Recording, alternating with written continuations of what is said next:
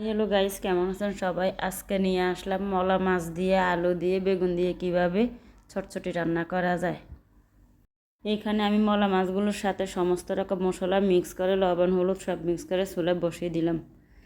দেওয়ার পর কিছুক্ষণ আমি এগুলো একটু নেড়ে নিলাম। নেওয়ার পরে যখন দেখলাম যে আমার আলু সিদ্ধ হয়ে গেছে, মাছটা সিদ্ধ হয়ে, তারপরে এখানে আমি কিছু টমেটো দিয়ে দিলাম, দিয়ে ঢাকনা দিয়ে কিছুক্ষণ রান্না করব। এরকম রান্না আসলে আমার কাছে ভালো লাগে, একটু মাখা মাখা ঝোল বা শুকনো চটচটি বলেন যেটাই বলেন, আমার কাছে এরকম রান্না অনেক সুস্বাদু লাগে। আমার অনেক পছন্দের খাবার এটা। মলা মাছ দিয়ে আস্তে আস্তে ছোটো ছোটো আলুর পিস দিয়ে বেগুন দিয়ে আপনাদের ভাইয়াও অনেক পছন্দ করে এরকম রান্না, আসলে অনেক সুস্বাদু। রান্নাটা ফার্স্ট শেষের পর যে এবার আমি ধনিয়া পাতাগুলি দিয়ে কিছুক্ষণ আবার রান্না করে নেব। ধনিয়া পাতা না হলে আসলে আমার কাছে কোনো তরকারি ভালো লাগে না।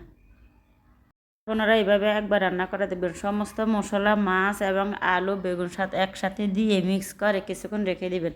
তারপরে চুলায় বসিয়ে কিছুক্ষণ কষিয়ে নেবেন। সামান্য একটু জল দিয়ে মাখা মাখা জল বা শুকনো করে নেবেন, আপনাদের পছন্দ। কেউ হয়তো জল পছন্দ করেন, কেউ শুকনো পছন্দ করেন। আমি আসলে দুইভাবে পছন্দ করি, তবে শুকনোটা আমার মেয়ের জন্য করা লাগে, কারণ মেয়ে না হলে খায় না। মেয়ে শুকনো শুকনো পছন্দ করে, যার কারণে শুকনো করলাম, কিন্তু আমার একটু জল জল পছন্দ। এবার চলে গেলাম পরিবেশনের জন্য। দেখুন আমার রান্নাটা কত সুন্দর কালার আসছে, কত সুন্দর, অসাধারণ দেখতে। তো ভালো থাকেন সবাই, আজকে এই পর্যন্ত। আল্লাহ হাফেজ।